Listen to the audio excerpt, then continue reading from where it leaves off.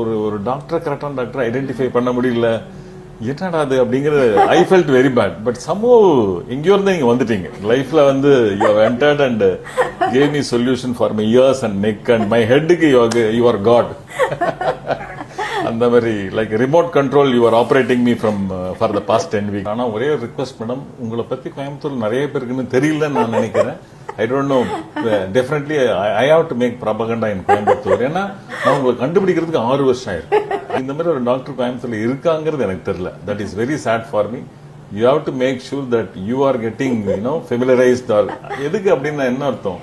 இந்த மாதிரி பெயின் உள்ள ஆட்கள் நிறைய பேர் இருக்காங்க. அவங்களுக்கு வழி தெரியாம இருக்கிறவங்களுக்கு டெஃபினட்டா என்ன மாதிரி ஆட்கள் மூலியமா அல்லது உங்க மூலியமா சொன்னாதான் it will reach them.